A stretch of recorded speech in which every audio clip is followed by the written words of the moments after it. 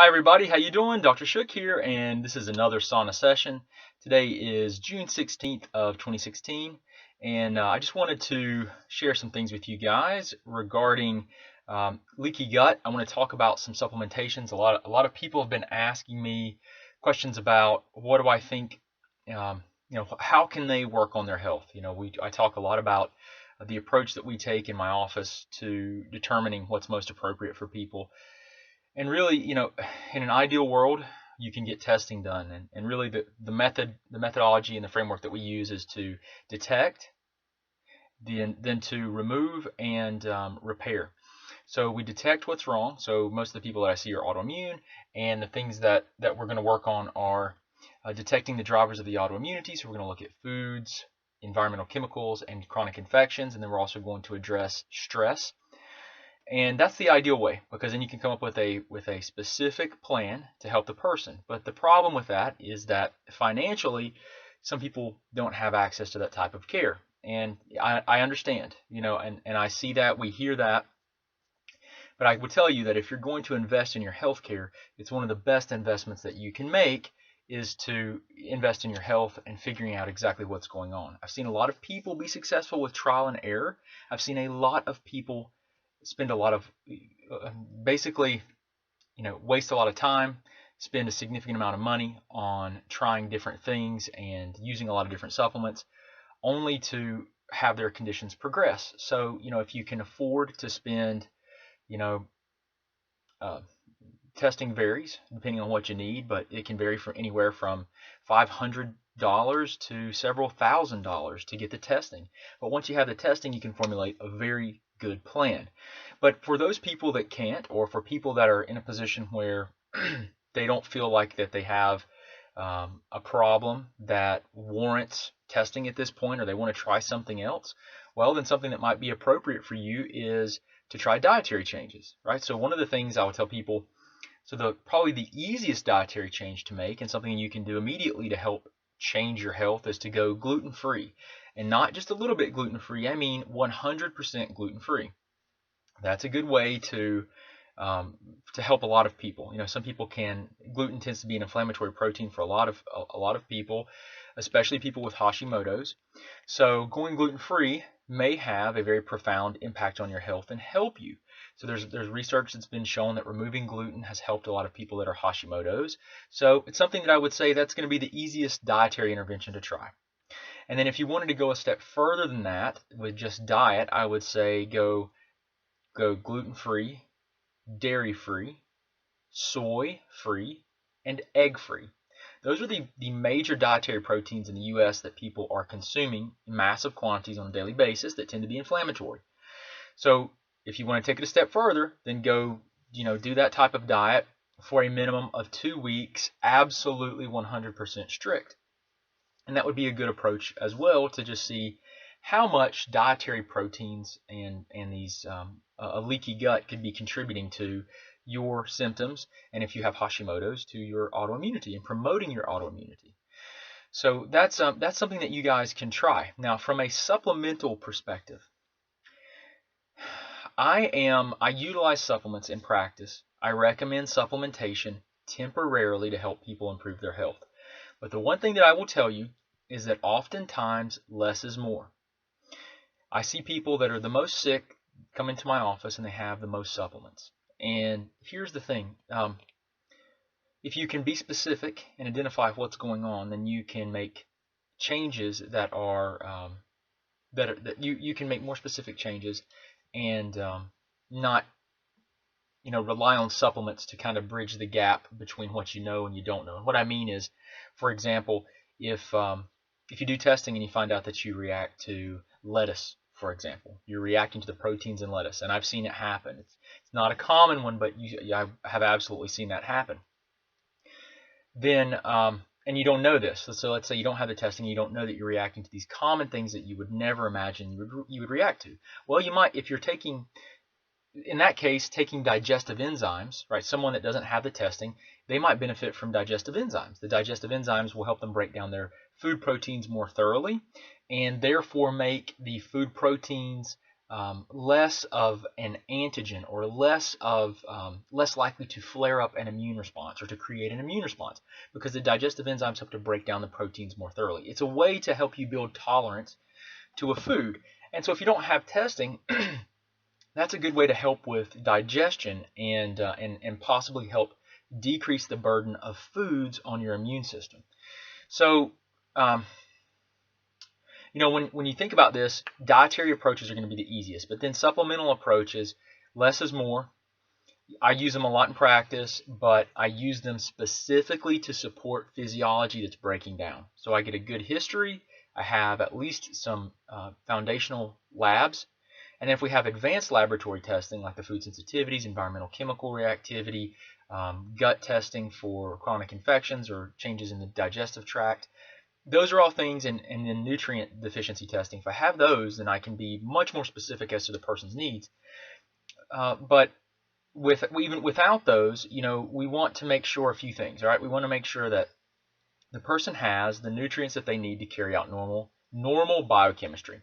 So I typically recommend a really good multivitamin. Okay, so what I'll do is at the end of this video, what I'll do is in the comments below, I'll post a link to my online account that I use with our distance consulting clients and my patients.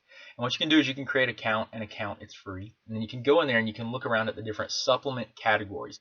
So one of the categories is called foundational health, right? So it's like, what are the basics, right? So a good multivitamin that does not promote immune responses. And I mean that because a lot of people have these whole food multivitamins, and what ends up happening is these whole food vitamins, they are full of immunostimulants or immune stimulants. They have herbs and high numbers of plant-based antioxidants and all these other things, which can be good, but if you're autoimmune, it can also be bad. So one thing we want to do from a diet, from a nutritional perspective, is we want to give, especially if we don't know a lot about the person's immune system. Let's say they're autoimmune, but we don't know a lot about it. We don't want to give them things to stimulate the immune system.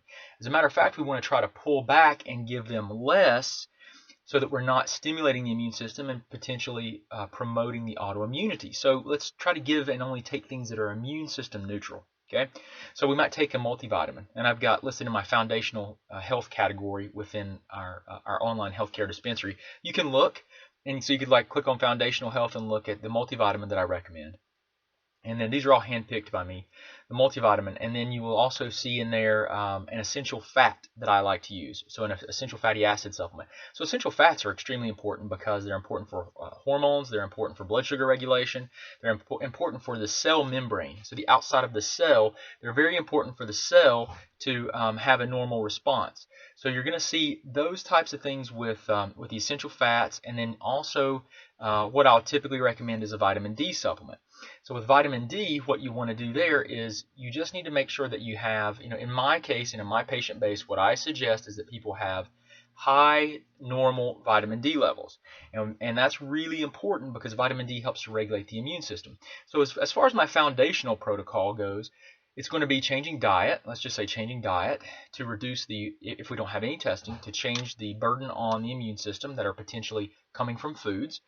And then to make sure that that you have what you need to carry out normal chemistry. So a great multivitamin so that biochemistry can occur, a good essential fat so that helps with immune regulation, it helps with hormone production, it helps with a ton of different things, insulin sensitivity, so you have a fat, and then vitamin D.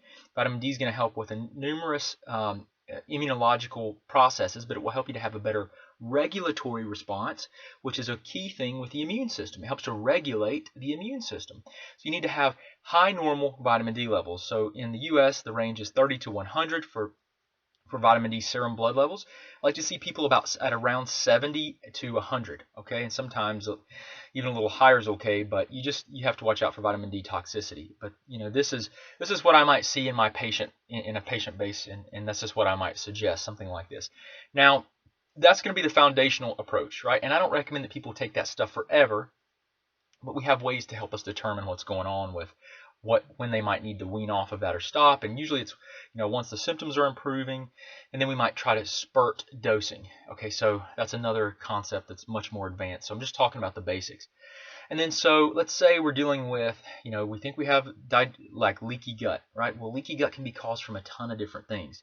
So what I want to share with you is we're guessing here, right? This is why we're guessing. This is why this doesn't work for a lot of people, is because when you guess, you're just making an educated guess. You're trying to help the person with the limited information that you have to get this right. So leaky guts can be caused by chronic infections, and it's never going to get better by changing the diet or taking a nutritional supplement like this if it's an infection, or if it's a parasite, or if it's a yeast, or if you have chronic inflammation that's causing your brain to literally not fire the vagus nerve effectively. The vagus nerve goes from the brainstem to the gut. Then you can have slow GI motility, and that will cause a stasis or a slowing of your GI tract transit time and promote bacterial overgrowth and all these other things. So the infection may not be the problem. The infection may be caused by the brain not firing the vagus nerve efficiently due to an inflammatory process, which could be driven by your autoimmunity. And then you got to look at what drives the autoimmunity. So it's like, well, where do you start to break and interrupt this cycle? Well, so this is why we do the investigation, or we try dietary approaches. We make sure your body has the foundational chemistry. And then let's say it's that we think this is gut related. There's poor digestion. We want to improve that. So what we might do is consider taking a digestive enzyme and utilizing that digestive enzyme with every single meal. Like, I see people, the thing with digestive enzymes is that the dose is different for everybody. So the biggest problem is that people don't take enough digestive enzymes. If they take them to help them break down the food, they don't take enough. They take one, or they might take two. I will tell you, if I consume a meal that's really high in protein, or it's a larger meal, I'll take 4. And so that's going to vary for every person. So you just need to really take enough so you don't feel bloating, or you don't have the symptoms that you would typically have. Assuming that the food proteins are the driver of the process, or that the malabsorption, maldigestion is a problem. So a digestive enzyme might be appropriate. And then let's say maybe using zinc carnosine and glutamine. L-glutamine might be a thing to help nourish and heal the gut. And a lot of times I'll have people take that at night and in the morning, as long as they're not taking it with within a close proximity to their thyroid hormone replacement, if they're on a replacement or something that is dependent on this absorption time. So anyway, foundational health, so change diet, right? So maybe gluten-free, or maybe you go gluten, dairy, soy, and egg-free. Okay, those are reasonable things. Very, very strict for 2 weeks to see if this is going to change how you feel. And then you take foundational supplementation. So again, you can click below and you can go to my online pharmacy dispensary. You just create a free account. You'll log in and you can look at the different categories. And I have 15 different categories of supplements that are grouped under specific types of problems that I routinely see. So for example, foundational health is the first thing that you're going to look at. So that's going to be a multivitamin, typically essential fatty acid, and then vitamin D. And then if you go under digestive support and you click on the digestive support category, you're going to see the digestive enzymes. You'll see probably 10 different things under digestive support. But digestive enzymes, zinc carnosine, and L-glutamine. That might be a reasonable protocol for someone to utilize to help them. But all I can tell you is the best investment, you can spend a lot of money on supplements. You can waste a lot of time that you can't get back. The best way to approach it is to do testing to figure it out. But if you don't have access to testing, you can't afford to do testing, then I understand. And that's why I'll try to give you, and I try to give everyone that comes to us or asks us, I try to give you everything I can free. Everything that I can give you free. Because I could tell every single one of you these protocols every single day. I could share it, and some of you are going to get better and some of you aren't. It doesn't, it's only, this is such an epidemic. We not everyone's going to respond to this stuff. I mean, what I primarily see are people that don't respond to diet and exercise, or they're doing the wrong things. So anyway, this has been going a lot longer than I thought, but I just want to talk about the gut. I wanted to talk about leaky gut. I want to talk about some protocols that you can consider, and just try to give you guys some ideas on how you can help yourself, because so many people call us and they're pretty frustrated, and I understand. Sometimes to the point of being like almost hostile or aggressive towards us because they want to know what to do. And listen, I'm here. I understand that you're going through a lot. The stress that you place upon yourself with being upset or angry does not help you, okay? Because emotional stress will drive elevated cortisol. And elevations in cortisol, either if it's too high or too low actually, will promote leaky gut. It causes a thinning of the gastric lining, the intestinal lining. So this is not something we want. So you've got to address your mind-body connection as well. It's a real thing. It's not some kind of out there alternative concept. It's a real thing. It causes hormonal changes, and you need to be respectful of that. And you need to consider it. And if you're, well, it's for another video. Okay, so Dr. Shook here. I hope you guys learned a lot from this video, and I appreciate you coming here to learn more about your health. I'll try to teach you guys as much as I can. There's a lot to cover. There's a lot to talk about, and everyone's different, so it makes it more challenging. But I appreciate you guys. Hope you have a wonderful day, and thank you so much for coming here to learn about your health.